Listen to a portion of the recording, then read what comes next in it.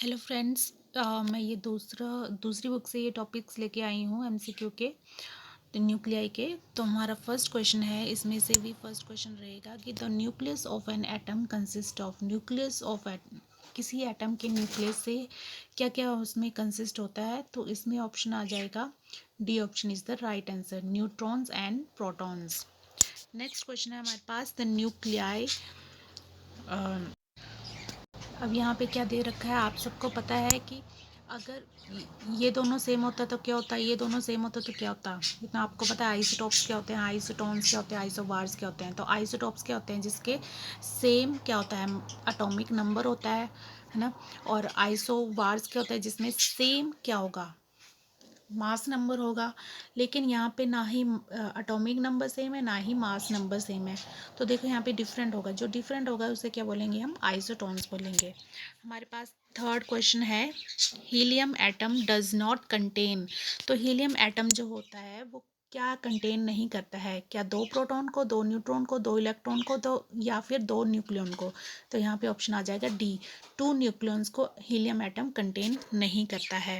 हमारे पास next question है, fourth question, the volume of the nucleus is proportional to. जो वॉल्यूम होगा न्यूक्लियस का वो किसके प्रोपोर्शनल होता है, एटॉमिक नंबर के, नंबर ऑफ प्रोटॉन्स के, नंबर ऑफ न्यूट्रॉन्स के, या फिर मास नंबर के।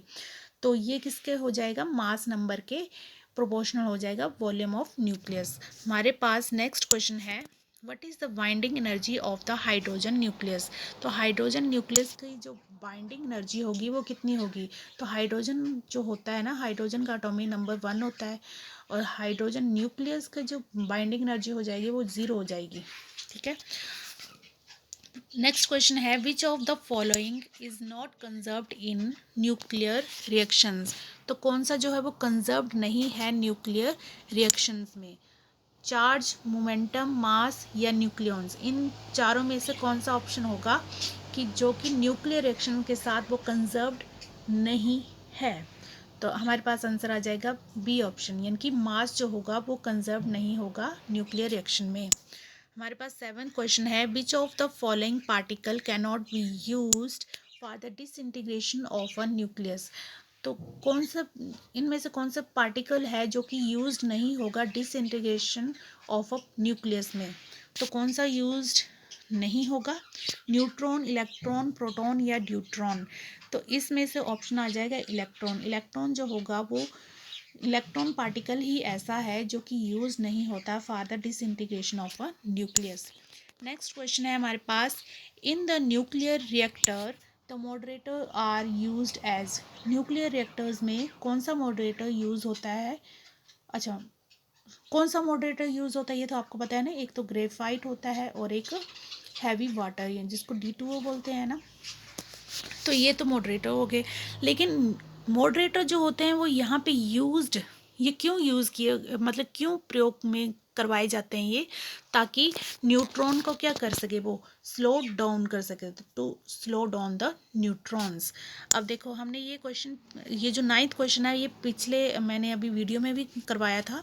तो क्या था, in nuclear reactors the cadmium rods are use to. Nuclear reactor में जो कैडमियम रोड्स होती हैं वो यूज्ड होती हैं, क्यों यूज़ की जाती हैं, ताकि ताकि ताकि एब्जॉर्ब द न्यूट्रॉन्स, न्यूट्रॉन्स को एब्जॉर्ब करने के लिए। हमारे पास टेंथ क्वेश्चन है, the penetrating power is maximum for. जो पेनिट्रेटिंग पावर होती है वो किसकी मैक्सिमम होती है, अल्फा रेज की, गामा रेज की, या बीटा रेज की, या फिर नन ऑफ दीज। तो सबसे ज़्यादा मैक्सिमम पेनिट्रेटिंग पावर जो होती है वो होती है गामा रेज की। नेक्स्ट क्वेश्चन है, द इक्वेशन, ये इक्वेशन दे रखी है आपके पास, क्या रिप्रेजेंट कर रहा है, beta decay, gamma decay, fusion या फिजन। तो फिजन और फ्यूज़न तो होगा नहीं, है ना। तो यहाँ पे ऑप्शन जो होगा बीटा डीके होगा। ठीक है। नेक्स्ट है, the energy equivalent to mass of an electron is. जो एनर्जी इक्विवेलेंट होगी मास ऑफ इलेक्ट्रॉन के, कितनी होगी। A option is the right answer. कितनी होगी, 0.511 मेगा इलेक्ट्रॉन वोल्ट। हमारे पास लास्ट क्वेश्चन आता है इसका, ये सेम ही है कि energy equivalent to the mass, पहला था मास ऑफ इलेक्ट्रॉन, अब है मास ऑफ न्यूट्रॉन। तो कितना इक्विवेलेंट होगा, इसमें ऑप्शन आ जाएगा डी, 939.57 मेगा इलेक्ट्रॉन वोल्ट। तो हमारे पास ये 13 क्वेश्चन थे जो कि आपको समझ आ गए होंगे। तो और भी क्वेश्चन इसके न्यूक्लियाई के मिलते हैं तो मैं आज के आज अभी अभी अपलोड कर दूँगी। Thank you so much. Video कैसा लगा तो मत बनाना यार, कोई बात नहीं, चलो आपकी प्रैक्टिस हो जाए। Thank you so much.